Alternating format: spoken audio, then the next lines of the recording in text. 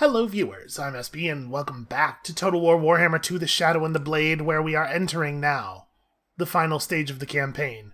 We are probably not going to have a lot of combat against anybody except for the High Elves for the rest of this campaign. Probably. There's not a lot of other people left to challenge us, and most of the ones who are left are busy. So we gotta figure out how we're gonna deal with these guys. Alright. Toxodon and Infectique are going to have to come together on this. We want to be very careful how we let them approach, because if we let them have an advantage, it's going to get pretty ugly. I think maybe what we'll do here... Where could Toxodon go while still being able to ambush? Okay, it's pretty far back. We probably don't need to worry about that. I'm just, always a little cautious about letting the enemy know how many armies we're bringing to a situation.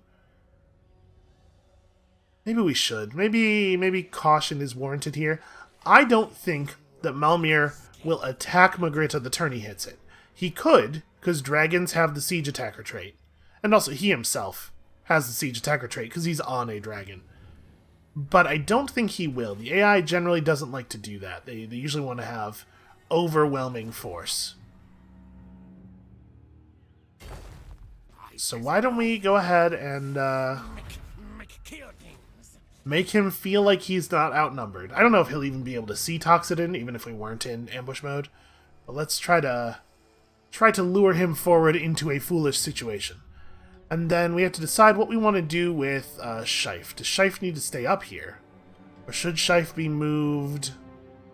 I mean, Alithanar is probably just going to Norska. But he could decide he wants to come after us instead. I'm going to move Scheif upward. Obviously, we don't want to engage one-on-one with an elf army, but if they want to get close to our one of our settlements or something, we can maybe jump them that way. You may as well take that in case we ever fold you into an army. Okay. Now, elsewhere. That's right. Vomik, pretty much permanently lives in Lashiek now. Let's make sure we buy ourselves a level up here. We're almost to immortality. We should probably max that out so we can overcast that and get the better type of Plague Monks when we cast it. How do we want to handle Repanse? Repanse does have a reasonable army. This army is not a joke. So let's think about this. What do we need to do at this point in the game? We need to send somebody across to wipe out the final vestiges of Couronne. While we're over here, it's not that hard to grab the Awakening, so we probably should. And it's like, get the Awakening, get Galleon's Graveyard, and get Lothern. We do have Undercities nearby. And Gariel even has an advanced mineshaft, so it's just kind of bad luck that we haven't actually spread under Lothern. But we could do the Vermintide move here. If we got an Undercity under Lothern, we could try to just detonate it with a warp bomb to soften it up. In fact, if we make the Undercity by using a Doom Engineer, it does have a building in it that raises the detection risk, so we're even less likely than normal. And it seems like it's never very likely you pull that off, because you have to build a thing that increases your detection risk considerably, and then it takes 15 turns to build the bomb. That said, I'd love to do it. I'd love to get it to work one time during the campaign. What does the Warlock Workshop actually do? Plus 20 discoverability. It doesn't really help with the actual construction of the big bomb. It would be super cool if we could just level Lothern that way, though. Alright, I'm going to summon the Doom Engineer. It would be better if the Undercity spread underneath Lothern naturally, but we can't rely on that happening, and I want to at least take a shot at this. Alright, you get up here and just keep an eye on elven ships within the area. There is one army actually in the middle of the Galleon's Graveyard. Okay. So, we need at least 2 armies to come over to the volcanic islands here because we're going to have to deal with army plus garrison, right? And we want to make sure that goes down smoothly. And then maybe we could grab the Awakening and hold it? Maybe. We also need a significant number of armies to report to the direct elf battle. We'd probably want more than 2 armies going west, just in case, right? So who goes where? We could have Hidar plus Snikch plus Remamute push west, while we have Ikit and Bilefitch and Queek head up to fight the elves, because that's where the tougher fight's going to be, right? Oh, and apparently Seaprich is here too. Man, Seaprich's army is good. Maybe he leads the western push.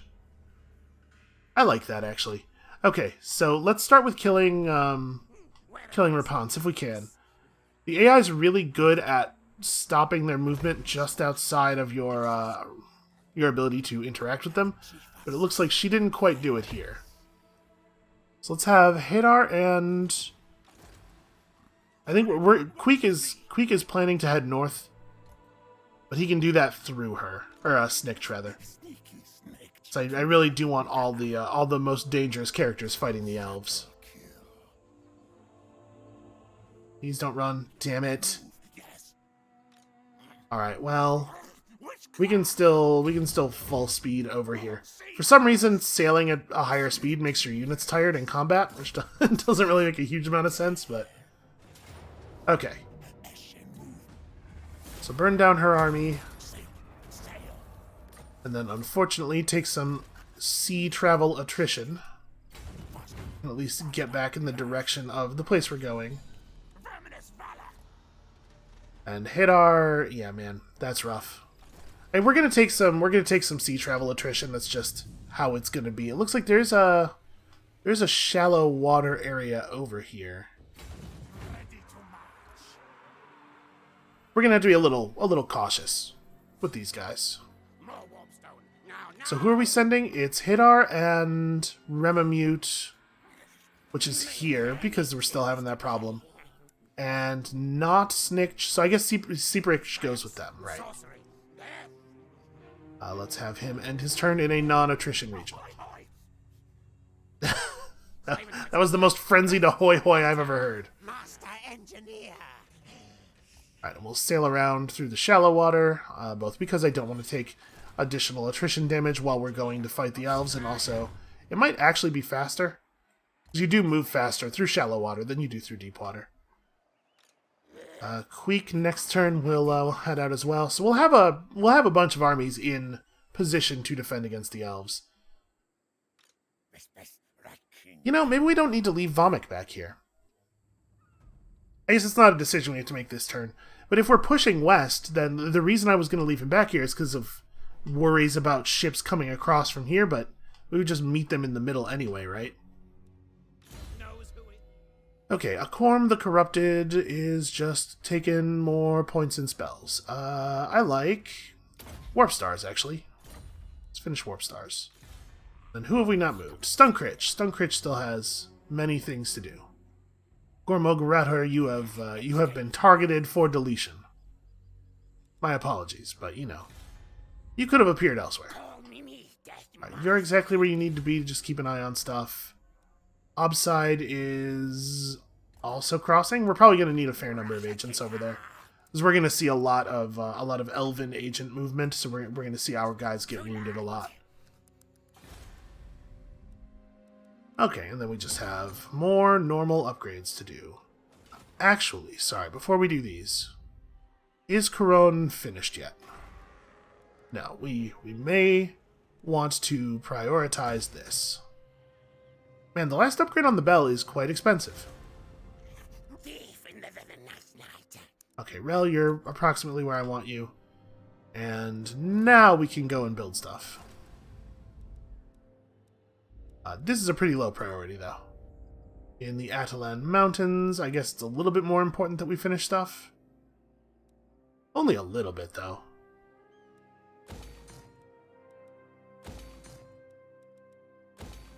In theory, we might actually need to recruit troops here if the elves send enough people across and we fail to deal with them. Okay, probably should have prioritized building the walls and the Sorcerer's Islands. That's fine, we'll get there. Alright, we have a plan. I don't know how well it's going to survive actual contact with the enemy, but we have a plan. And remember, for a long time now, we've been fighting enemies who could basically move as well as we can.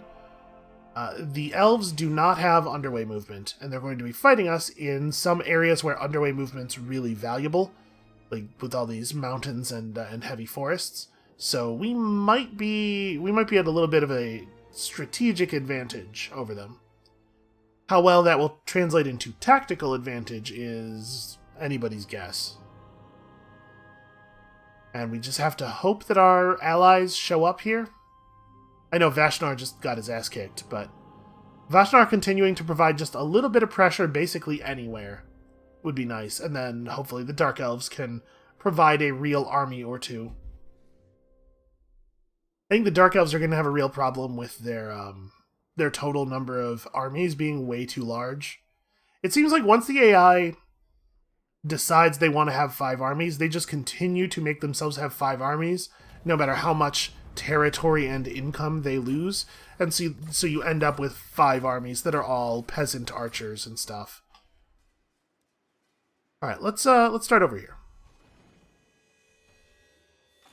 Because this is pretty straightforward.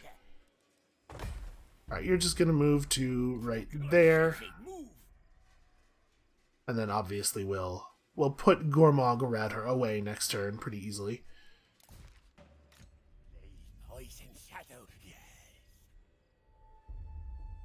Yeah, Vamik can probably just go across the ocean with them.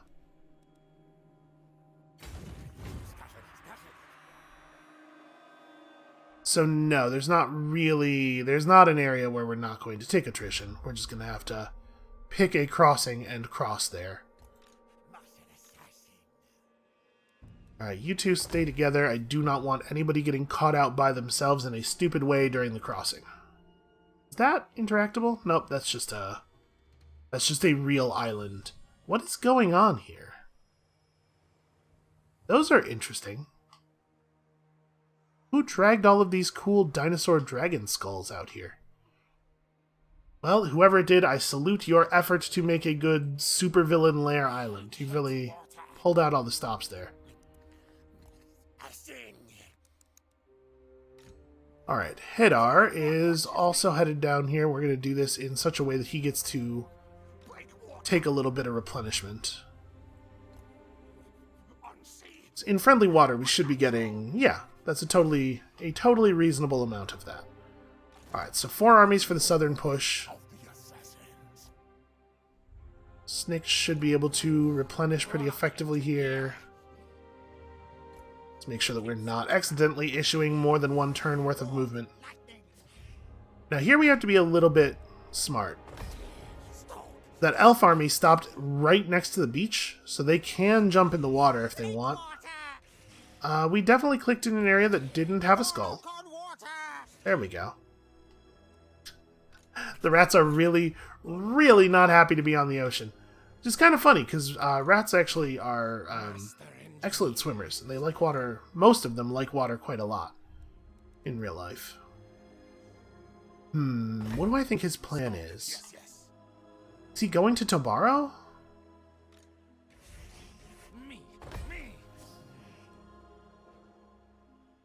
Let's have you come down here in case that's the play.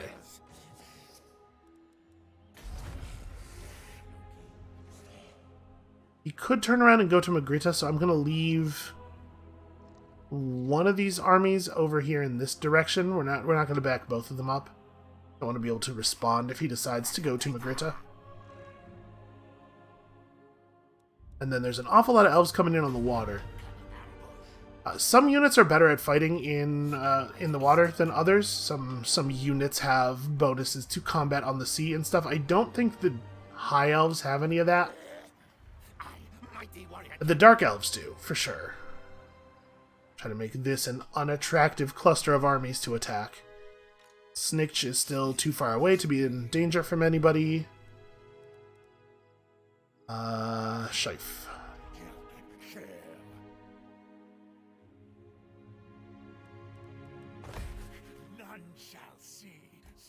Alright, we'll have Shife hide out in this little copse of trees here.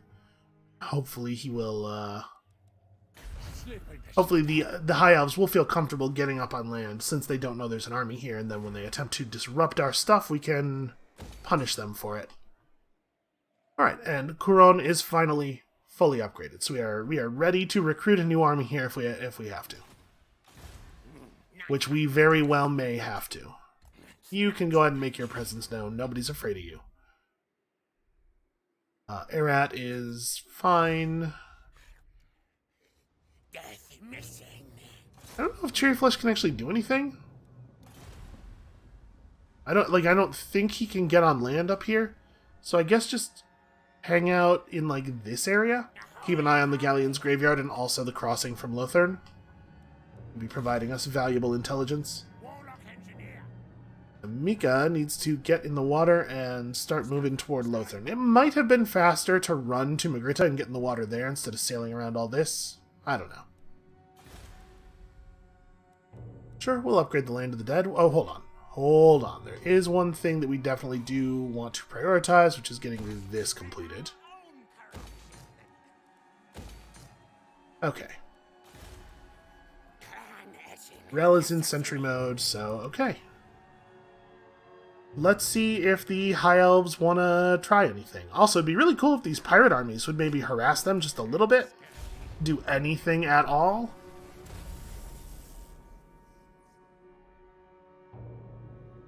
I do appreciate that Lothern is first in the turn order. That means that we're never going to have problems with other armies nearby accidentally breaking our ambushes.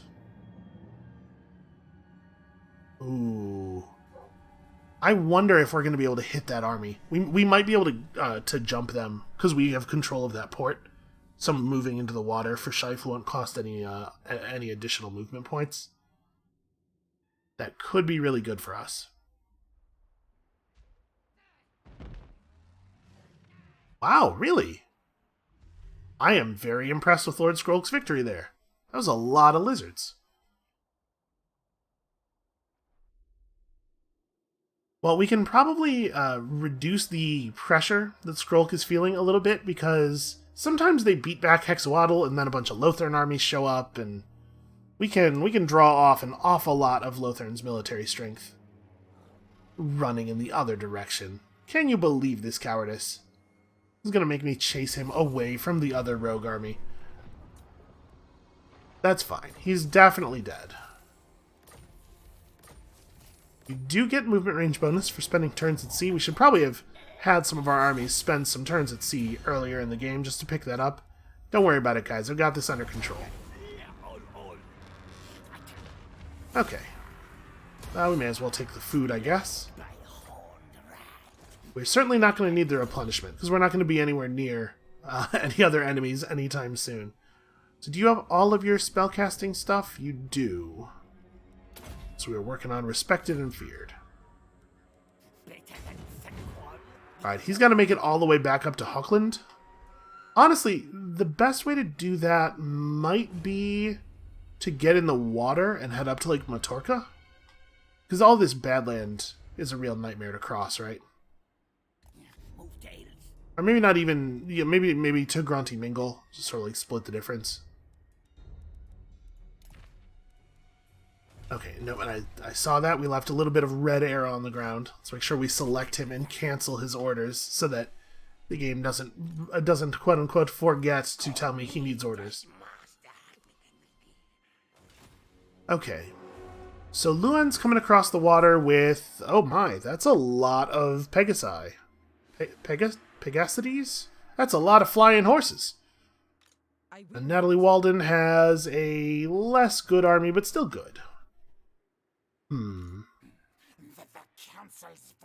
Nope, there's a little bit of red arrow there, so we are not going to be able to attack her this turn. Same is true for you. Yeah, it's even further away. Well, there's no hiding on the water, obviously. So, we had to decide what we want to do here. Because obviously I don't want to end up in range of Luan. I don't want there to be any chance of a fair fight occurring. We're just not going to go very far. We'll move to the edge of the non-attrition zone. And then we'll have these guys come... Boy, the edge of the non-attrition zone everywhere else is super close. These guys come forward as well. And we'll just try to... We'll execute a little bit of zone defense on her. Try to watch her and head in the direction she's... Oh, Alariel the Radiant was here, invisibly, the entire time. Even though it is not possible to water ambush, she somehow was water ambushing. That's interesting. And Malmir just didn't do anything. Which is interesting because it means he is now in attack range. These two armies could just collapse in on him. And I think that's what we want to do. Who wants to actually be the attacker? Probably Infecteek's army is the reinforcements because they're a little weaker. Guy's just reading his resume to me when we select him. Alright, Malmir. Your troops may be individually a lot better than ours, but we have so many. We brought so many guys.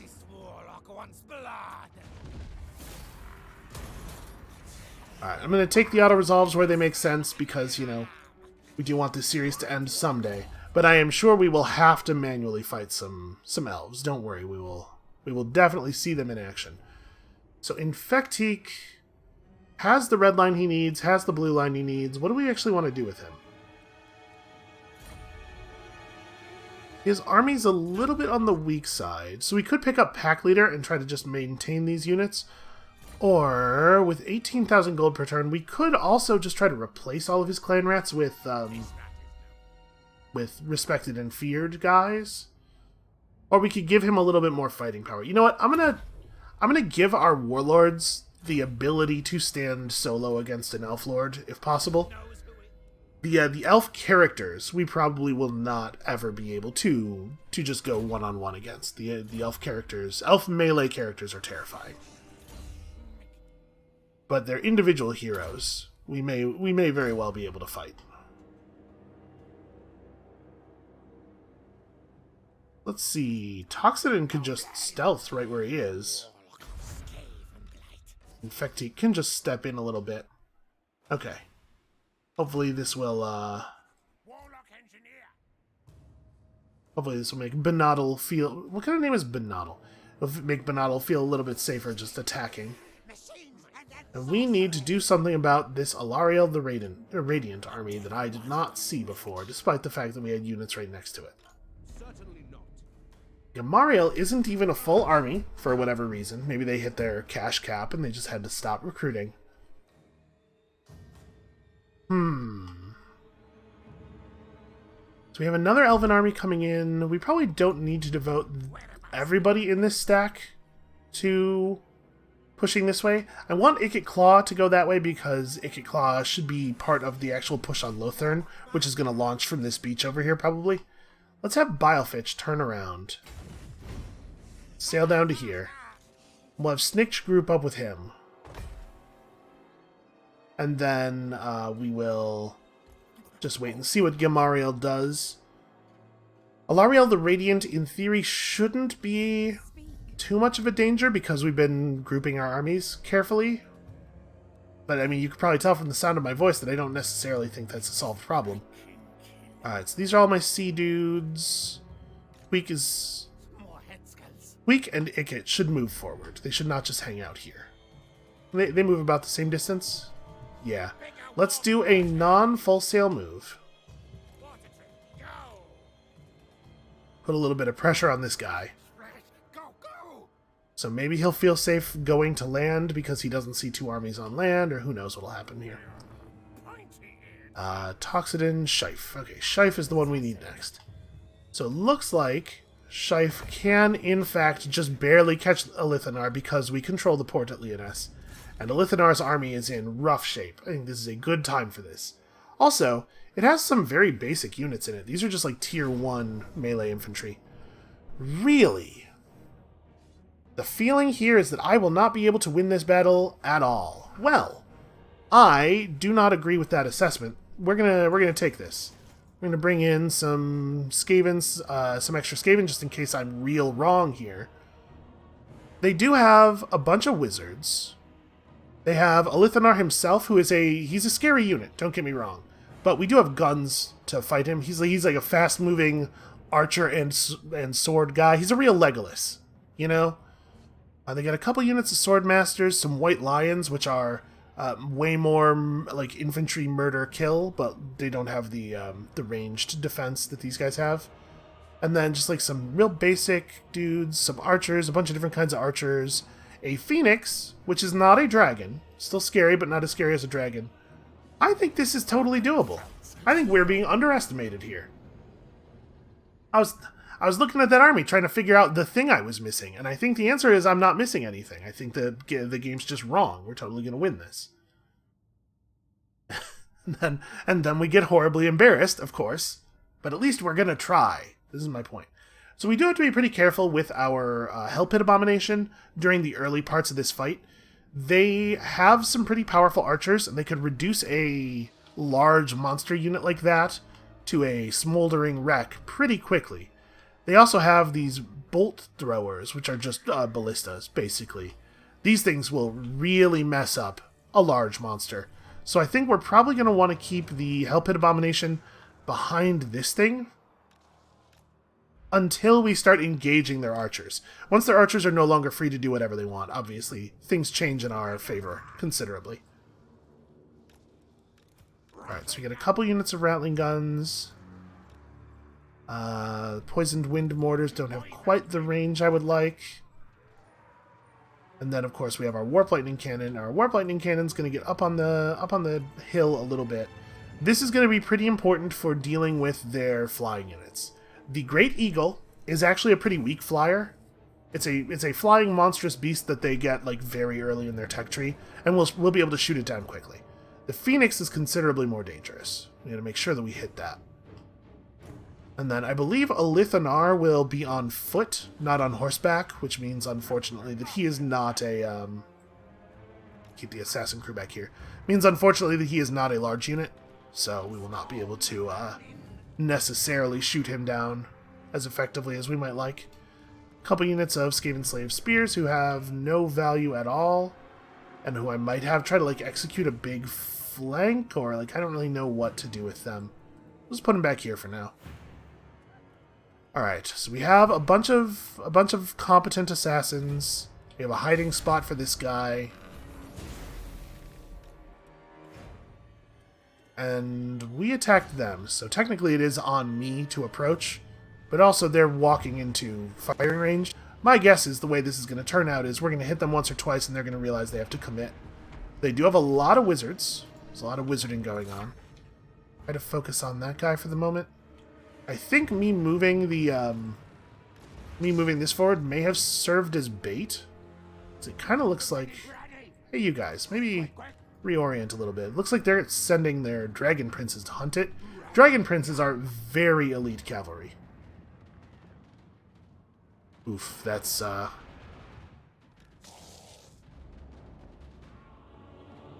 come on. There we go. That should help.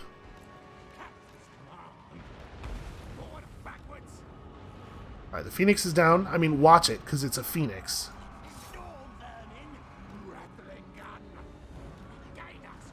Okay, let's plan here a little bit.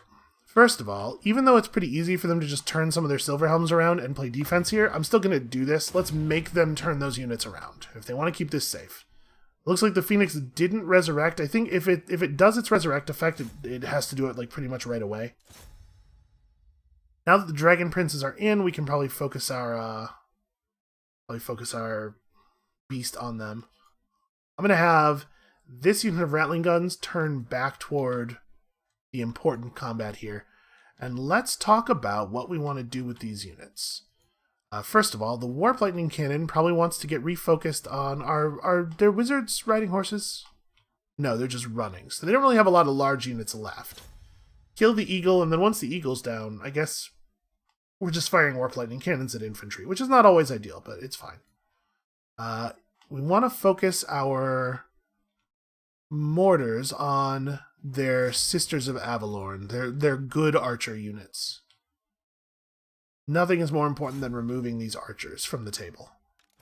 The Warplock Jezzails are a little bit more character killer. So maybe the best thing to do would be to try to burn down these lore masters. So these lore masters are categorized as wizards, but it's important to note that they're the same kind of guy as a sword master of Hoth, in the sense that they have like a big sword and they're good at using it. They just also know magic. So killing those guys before they really get close is probably a good idea. And then we're going to have to keep an eye on... I'm going to move Scheif up a little bit to keep an eye on their positioning here. I might want to start moving my sneaky units around to the edge, because we're going to want them to sweep in and engage after our normal melee have made contact, right? And this unit of gunners I'm going to use to try to kill the Dragon Princess quickly.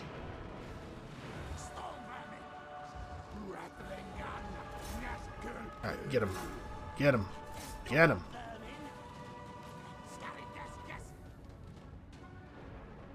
Okay, they are moving some of their archers up a little faster than I would like. I was kind of hoping to keep the melee back a little bit more, but we might have to start running in here. Elf units are fast. Oh, these are Shadow Warriors. Those guys, we didn't even have vision of those until they started firing a second ago, basically. Boy. I guess don't charge the Shadow Warriors, because they probably will outrun you. I'm not going to change the targets of these dudes. We're going to just... I'm going to have our stealthy melee units approach. We'll see if they get revealed here. That eagle's almost dead. It'd be really nice if that eagle died.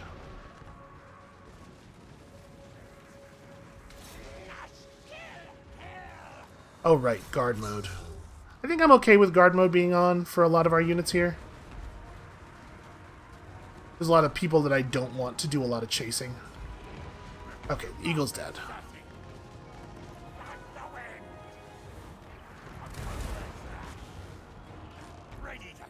Let's get you up here. And it looks like our... Did they turn the Silverhelm? They didn't turn the Silverhelms around, right? I think we just lost. I think our summoned unit just lost while fighting that siege crew, which is embarrassing.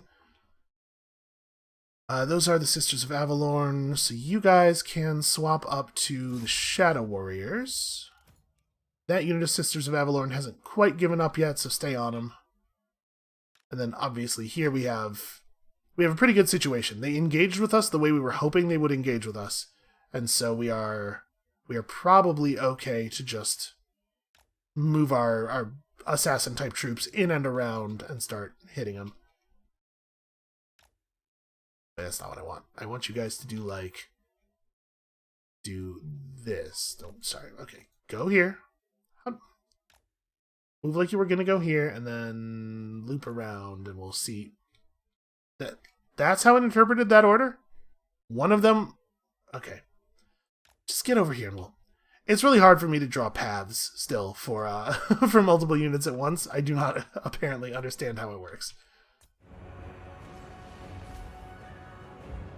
And actually, I'm going to have one of these units just run in right away. Obviously, we're going to have some problems here. Let's move our assassin in.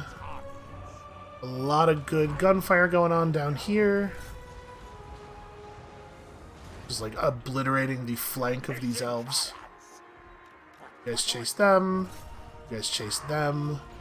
Alithanar himself is going to be a problem. We're going to have to focus the Jezzails on him once we have opened that possibility up a little bit more. Once there are fewer other things for us to fight. Okay, good. I like that. The elves started to recover and then we're immediately reminded why it's a bad idea to come toward us. Alright, guard mode off. Do not let them survive. Okay. So we need to reposition some of our stuff a little bit. Oh no, sorry, that's not my spears. You want to go chasing archers. We're definitely going to turn off guard mode for you. How fast are the shadow guys? Hellpit Abomination's actually quite slow, so they don't... Yeah, they're fast enough is the answer to that question.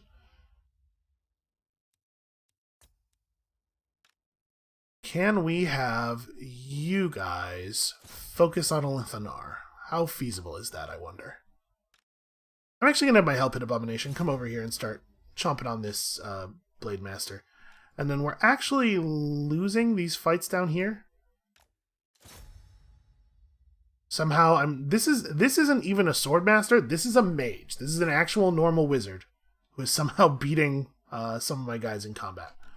All right, Skaven Slaves, just get in here and provide bodies. Just do something. And then have the other unit go over there. These guys finished what they were up to, so have them push here. I don't think that it's going to help a lot to engage our normal units with a Lithanar. He's probably got too much combat skill for that to actually be effective. Let's see. You are shooting at a thing that's permanently broken. So what do we want to... I mean... We might have to have the mortars fire at the Sword Masters. We're going to take a lot of friendly fire damage on that one, but I think it might actually be necessary. And you know what? You guys, guard mode off. Do what you have to do. Make that happen. Okay. Final thing that we need to consider is what we want to be doing with these gunners. I might want to have the gunners... Here, we'll have them aim here, and we'll see if we can get our sword vermin to reform a little bit so that that flank is open.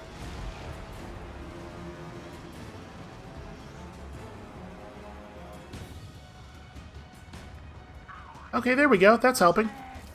That's a fair amount of damage. He's not being quite as demoralized by that as I was hoping he would be. Did you guys forget what your orders were?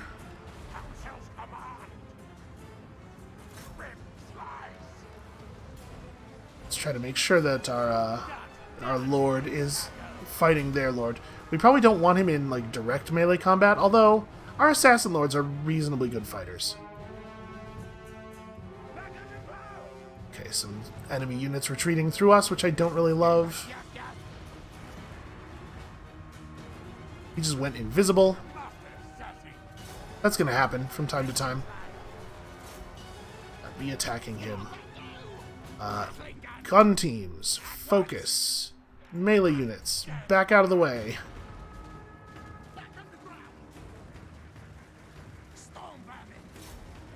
Okay. There we go. That looks like it's working. I think this is really him. I'm pretty sure a Lithanar has some ability that makes him able to produce clones. Like, he can create a decoy, basically. But I think it looks like this is probably the real guy. Because he's not dying very quickly. I would expect that a decoy would take bonus damage, you know, because that's how that works generally in video games. Okay. Took an awful lot of bullets, but we got there eventually. This is like Frank Weller and RoboCop over here. A Pyrrhic victory. I don't... Really? 670 bodies down, not a single unit actually defeated, not even the Skaven slaves, and they did engage in melee combat. I don't really see what was Pyrrhic about that. That was like a pretty clean victory. Now you can see here, even with a massive advantage, right, with his units being pretty torn up at the beginning of the battle, and so we still took a lot of damage there, and part of that is that we didn't really have a full army, but also part of it is just that elves are tough, man. High elves are tough. If you can take on a high elf player early in the game, they're not so bad, but their elite units are better than, I might say, everybody else's elite units. Like, a topped-out elf player is a scary thing. I have no idea what the trait is for defeating a Lithanar, by the way.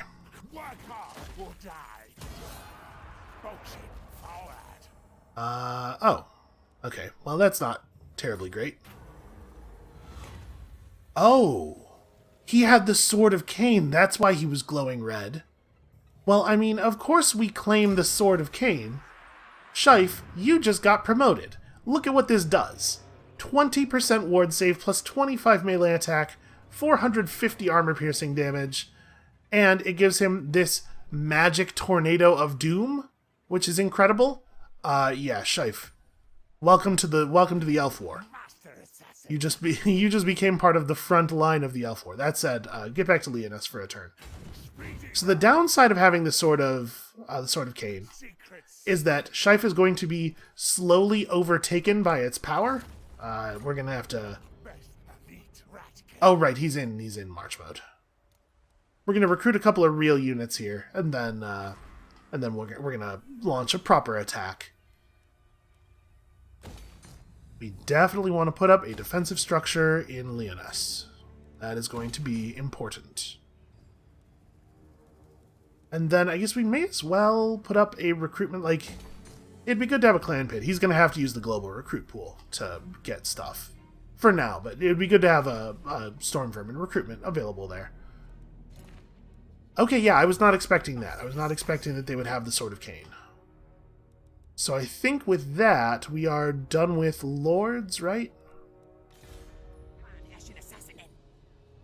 Alright, you need to get back down here. We might have him attack a position that doesn't actually matter, like on the northeastern part of Lothern, just to draw armies off. How far away... Like, I want to stay close enough that we can see the Galleon's graveyard, but really he should be as far north as possible while still being able to do that. Unfortunately, our vision doesn't update in real time. When you move, you reveal new areas, but areas that you're too far away from to see don't get unrevealed. Because, like, that's still information you know for the rest of your turn. So it's hard to tell exactly where we can move him to. Okay, and now we can worry about this stuff. And we may as well wall up Zendri, may as well do that. Get one of those, and... Okay, Orion's camp gets a bell. 4 turns to the bell. That's still not quite going to be enough, huh?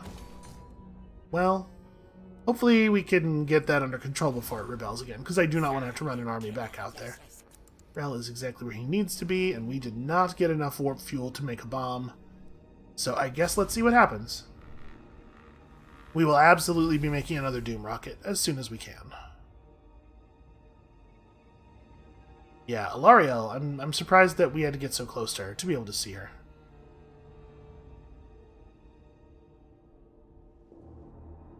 She did not move very far. I think we're going to be able to catch her. He's starting to have to gather his units up the same way we're gathering ours up, which is maybe going to be a little bit... It's going to make it a little bit difficult for us to pick them off on the water, but we don't really need to, remember. All we need to do is not lose ground for the moment.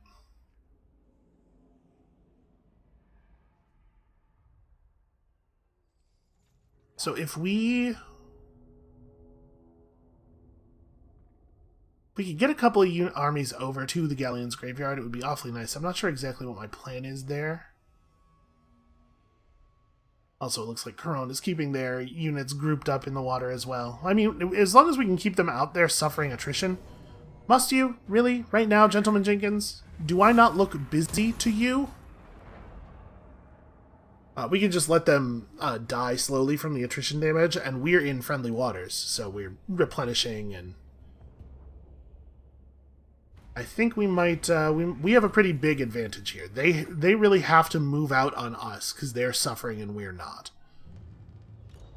Alright, we can, in fact, catch Alarielle. Let's just get that done. Unless she pulls some escape nonsense, in which case I shall be sad. We're moving far enough here. I guess we can't, we probably can't ambush her on the water, right? So she's definitely going to be able to run. Yeah, okay, well... Like I said, we can just fall back to friendly territory. Even if she sails inland enough to stop taking attrition damage, she's not going to heal any of the attrition damage she's already taken. Whereas we totally can, except for this army, for some reason. Seaprick just has way less movement than the other one, I guess. Alright, hold on. What about...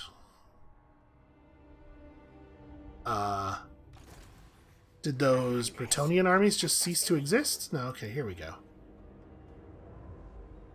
Are they... It looks like they're just at the edge of reinforcement range. By all that I hold dear, no. Yeah, so... The AI can... the AI definitely takes less attrition damage than the player does. So they could sit out there for a while. The situation's still not good for them. But I'm wondering about having Vomik and Remamute just push forward and go to the Fuming Serpent. Like, maybe we don't need to fight them. Maybe we just need to go and wipe out their settlements. I think that's what I'm going to do. We have enough armies in this area to fight them. So we're going to run across real fast. It'll probably be 2 more turns of sailing before we could hit either of these, but then, we'll take one of these over, use that as our staging ground. Not interested in this game they want to play where we all shift backward 3 feet every turn and just stare at each other in the water. I'm a busy person. Stuff's got to get done. Okay, so we have Gamariel, who is probably just barely in movement range for one of us. No, not even. There's nothing we could do to actually take you down. We should definitely get that completed. Alhake's going to need a bell, apparently. I guess I didn't realize that this area was still as underdeveloped as it is. It's definitely got to get fixed. And then we may as well upgrade this stuff while we're looking at it. Okay, so we might just have to have people fall back into the desert for a second. Because, like, a little bit of bonus public order would be nice.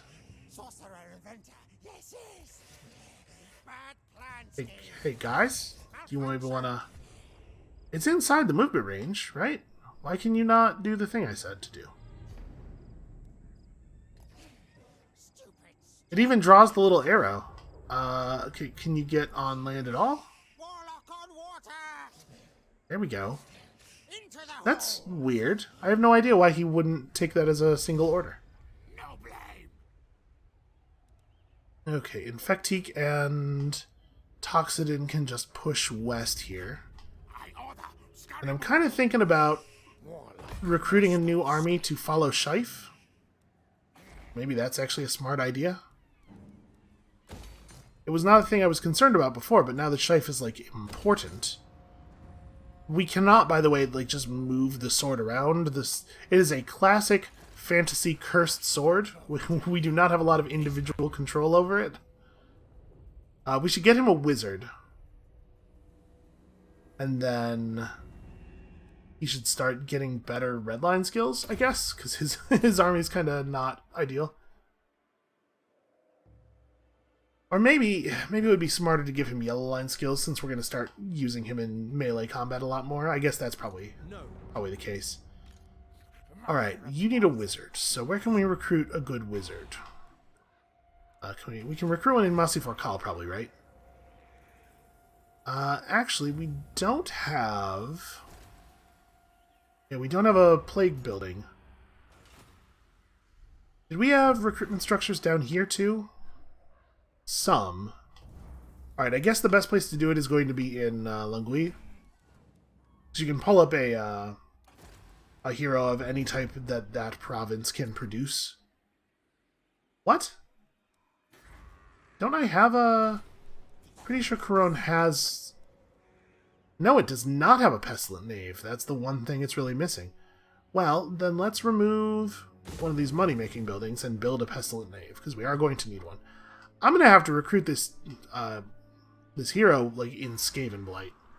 Not ideal. Oh, also, I don't have any money. Well, next turn I'm going to have to recruit this hero in Skaven Blight, which is still not ideal. And you guys, I don't know what the hell to do with you. Because obviously I have no interest in a fair fight. I guess let's just get you on land and we'll figure out... What do I think these guys are going to do?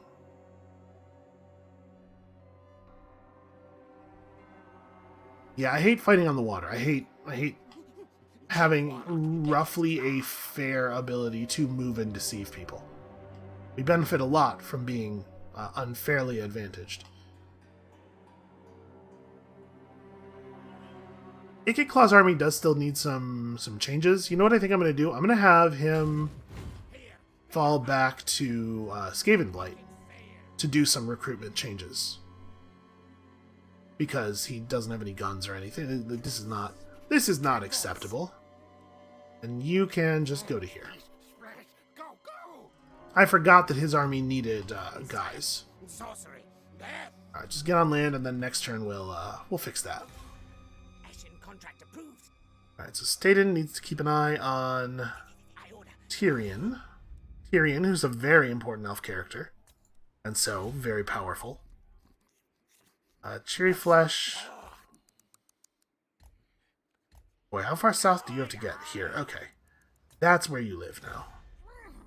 Slay things. Rel keeps an eye on some stuff. Okay. So we're gonna have to just, we're gonna be stretched a little bit thinner in this area than I was hoping. But we have to get rid of the Bretonnian settlements. We can't just, like, flirt back and forth with them in the water. We have to solve that problem in a more permanent way. Okay, Tyrion thinks he's gonna make a move here. We're gonna need Shife to sneak up on him.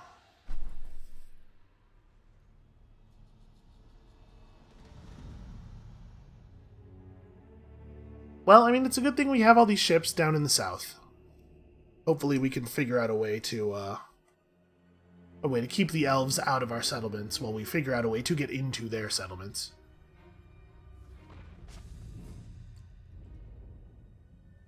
Alright, pleased to see Skaven in other parts of the world succeeding. My hope was that Lord Skrulk was just going to do really well down there in Lustria, and then we were going to get the last couple of settlements we needed by assimilating him, having him join our confederation. Should have known that we wouldn't be able to rely on the AI to do a good job. Okay, let's start with this thing over here. You. You can get Assassin's Trophy, obviously. And Stunkritch gets in the water and sails. Alright, next, Shife.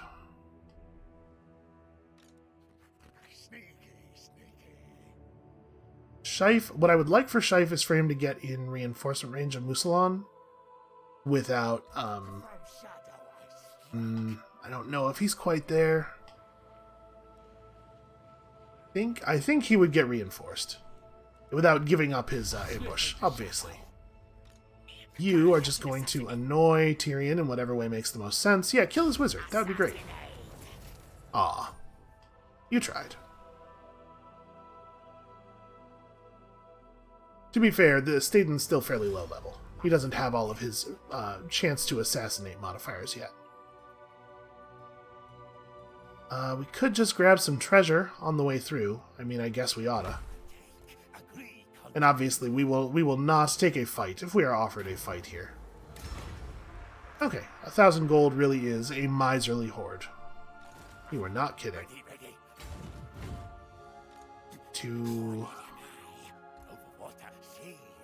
Alright, so next turn we'll be out of the attrition water. Jesus. Okay, well, we might have to take, like, Chupa Yaddle.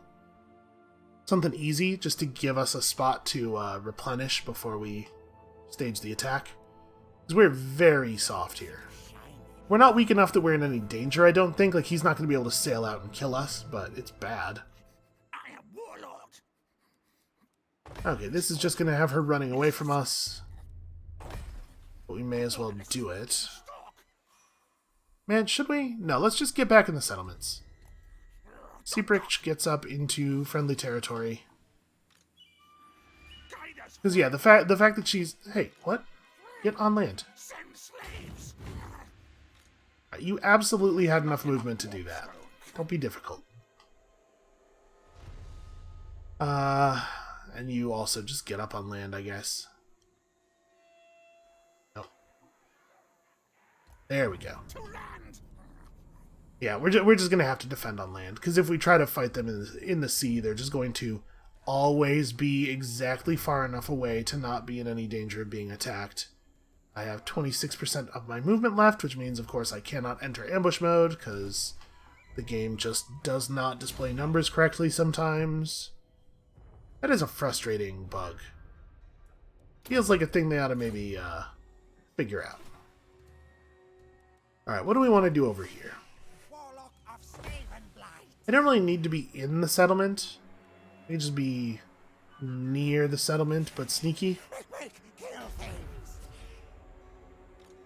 And Snitch is actually going to move further forward.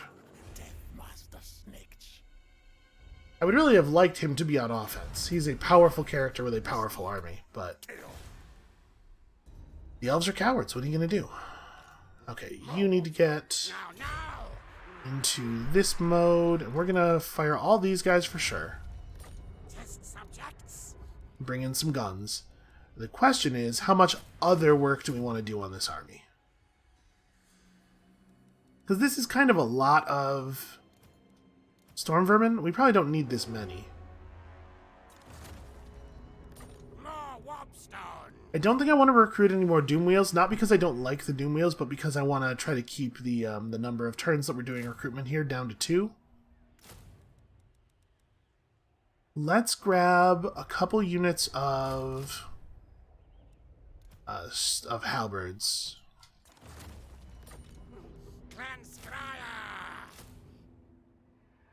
I mean, honestly, I guess we hit our limit on that one. We probably want to replace as many units as possible, right? Because we recruit units at a way higher level than the Vermintide did. I think this will do. So that'll be our plan.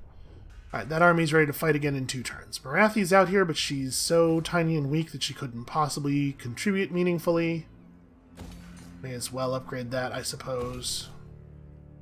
But we need to figure out what we want to do with these guys. Do we want to just move for the Galleon's Graveyard and let the other armies in the area play defense? That might be the move. We might have to just go on offense around the opponent, because they're going to do a bunch of really boring stuff. They're going to do a bunch of stuff that would be boring to contend with in other ways. Like the back and forth dance, waiting for somebody to misposition very slightly. So let's just have all 3 of these armies push Galleon's Graveyard. Let's make sure that we're moving at the speed of the slowest one of us. Which is... it looks like...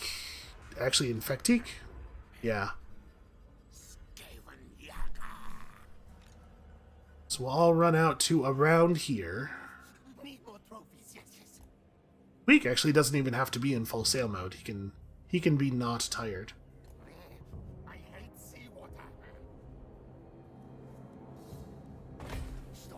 Okay. So we probably won't be able to attack Galleon's Graveyard next turn, but we'll get there shortly.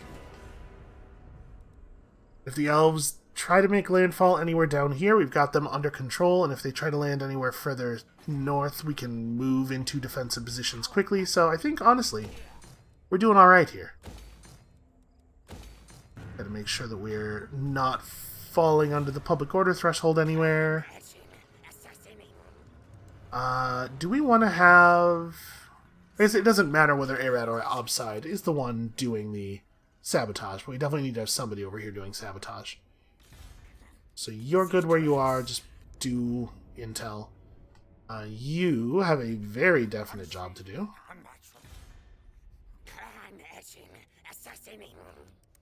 Okay. So yeah, this is a problem. We'll probably just take Chupiatl. It looks undefended, and also it has a gold mine. Pretty decent combination of traits there. We'll use it to replenish, and then once we sail away, I probably won't bother to defend it at all. Interesting. Where does he think he's going? I'll just let them take it back, and we'll use the areas that are currently owned by Couronne as our staging area for other stuff. I mean, I assume what Tyrion is doing is he is running inland as fast as possible to try to get to a non-walled settlement. Although he should not have vision of any of our inland stuff because he doesn't have any agents over there. So he shouldn't know where an unwalled settlement is. This might be one of those things where the AI just has more information than they are supposed to have. I guess we'll find out. Well, when it's our turn again, we'll go and look and see if there's a settlement over there that he might be aiming for.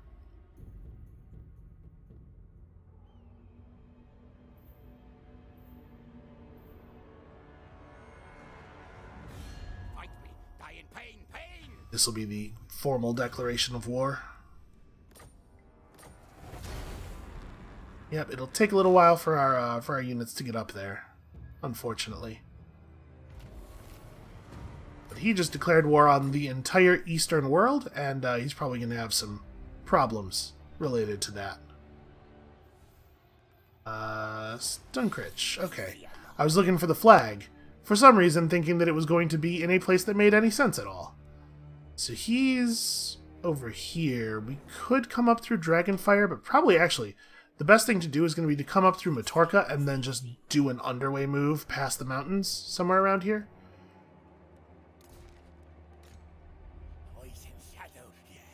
Okay, Vomik, yeah, you guys just need to sail down this way, and you can. What did I do? Apparently, I accidentally sailed through a thing. Okay, well that army has a big replenishment rate boost. Whatever. Can we really not? Okay, over here we can find a spot where there is no attrition damage. Let's stop suffering and then go take just take any settlement. All we need is just anywhere to be friendly. Okay. Easy enough. So that's you two. Hidar is weirdly not going to need to go anywhere. Alright, so you full sailed. You cannot run. We can just crush you here. But did you bring another army? Sneaky? No? It's not a sneaky reinforcement thing anywhere? Just Okay, well I think we probably are best off killing this army. Oh, this army will be real easy to kill too. These are not scary units. So let's have Queek and somebody. Who has the next most movement? It's Toxidin, who is really slow.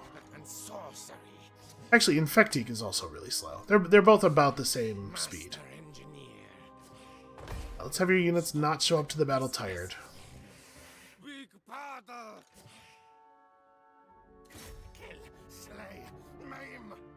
And then we can continue toward Galleon's Graveyard from here.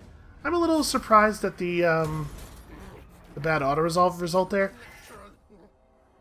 It might be the case that High Elves just get a huge auto-resolve bonus. Some factions do. You can see it very clearly with Lizardmen, who always dramatically outperform, for whom auto-resolve always dramatically outperforms actually doing the battle. Not always, but a pretty large percentage of the time. Alright, for safety's sake, we better not make any more moves here.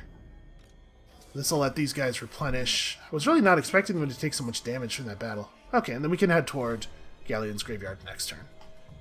So all these units down here... I'm just going to grab this Regiment of Renown for him. I guess we just start sailing across again? Do we need to stay in play D? Like, Bilefitch needs to head north, for sure. Sniksh needs to go with him.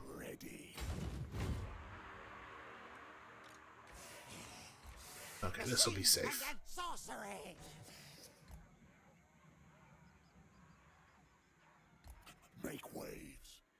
And then probably these two could just head west like we were planning initially, right?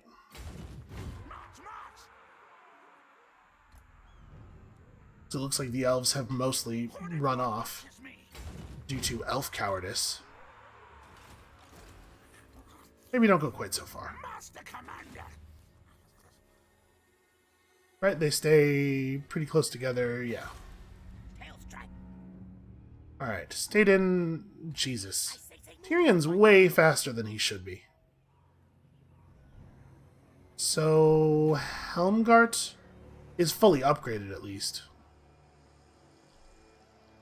But yeah, there's not actually anything over here that doesn't have defenses. And this is an insane thing to do. Just run at full speed into enemy territory. It doesn't make any kind of sense at all. We'll just stay close to Castle Baston. Oh, Castle Baston has proper wizard recruitment.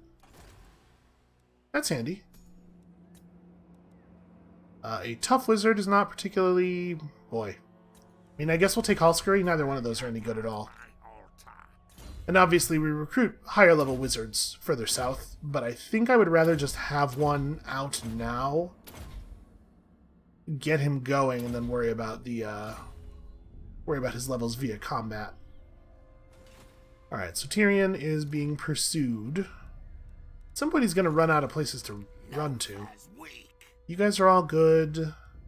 It's like pretty much everybody has done all of their movement.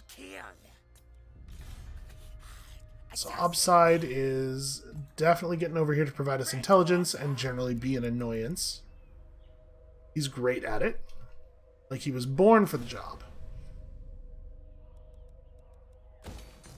And then, yep, just keep slowly improving our economy everywhere.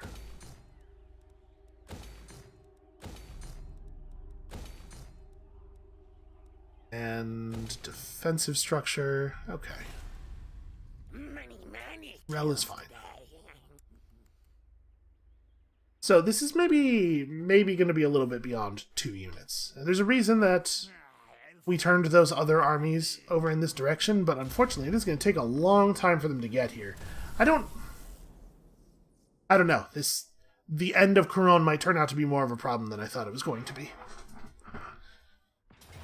Okay, Tyrion runs in and is given massive odds against a hugely superior force. Well, obviously we're going to have to fight this manually, because the auto-resolve is going to kill me, even though we're definitely going to win this battle. But I'm certainly also not going to start a battle at 1 hour and 7 minutes into the episode, so probably this is where we're going to leave it for today. Thank you all so much for watching. Come back next time, tomorrow, to watch us beat some elves to death with their own hubris over and over and over again. That's kind of going to be the story of the rest of this campaign. And we'll see you then.